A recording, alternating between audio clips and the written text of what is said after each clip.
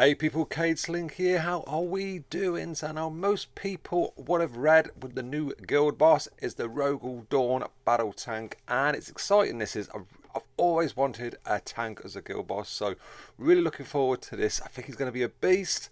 We're going to look through some of his skills shortly and also the primes. But yeah, we'll go through them anyway. But before we do, I just want to put a big disclaimer out there that Snowprint haven't approved any of this.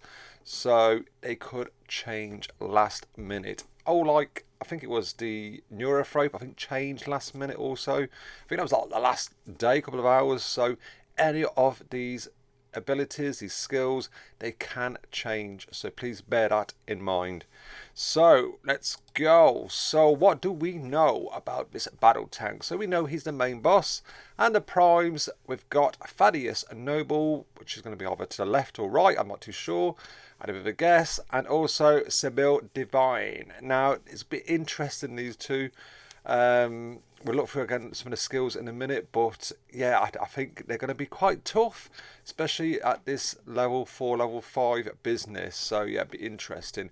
And also bear in mind that because these are Astromatarium, the Imperial Guard, you won't be able to use any of them characters. So you won't be able to use Thaddeus himself or Yarick, or the other one, Creed, obviously Seville, and the other guy, Cut, that everyone forgets because he needs a massive buff.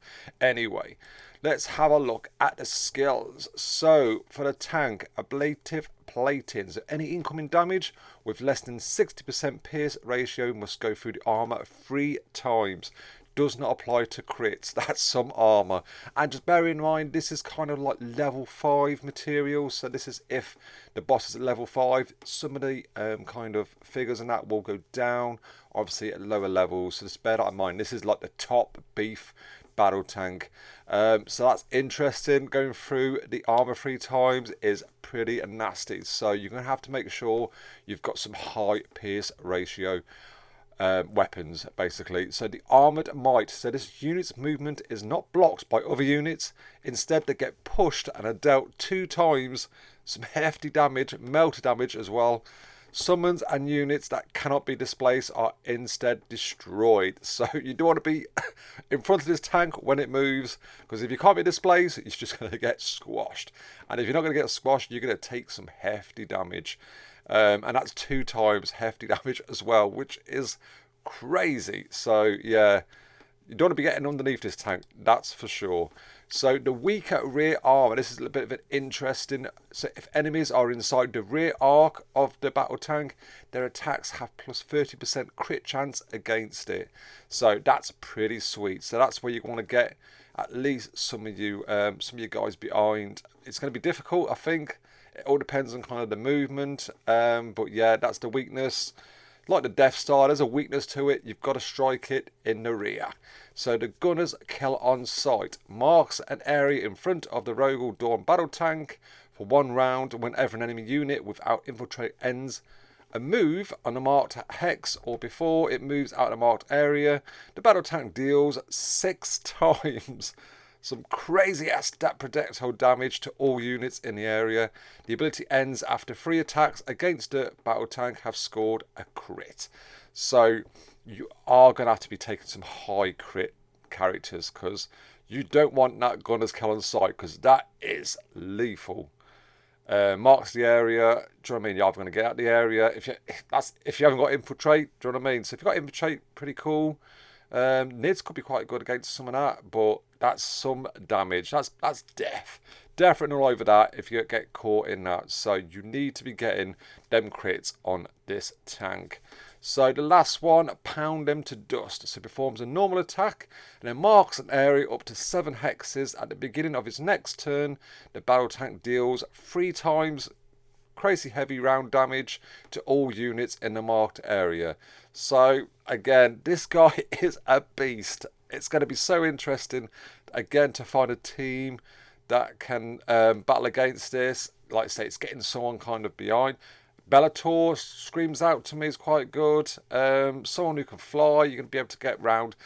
I think that's what it is. It's going to be kind of flying, kind of move around quick characters that you're going to have to just pounce around the battlefield. Try not to get squashed, but also try not to get damaged by its arc. And yeah, I can't wait. It's going to be exciting times.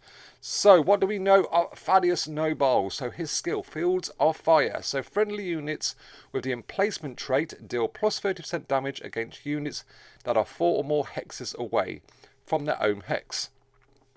So that's his guys. So each time Thaddeus Noble is attacked in melee, he would get stunned. He loses 997 health. Remember, this is level 5. In addition to the damage done. The first time each round he loses health. This way, all friendly emplacement units get suppressed for 1 round.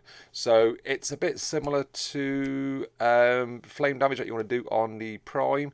The Wing Prime, I can't quite think that it was. The flame damage does extra damage. So this guy, you want to be getting the damage in the melee. So stunned in melee damage, and he's going to be losing the health, and also it's going to be kind of suppressing the kind of guys around him.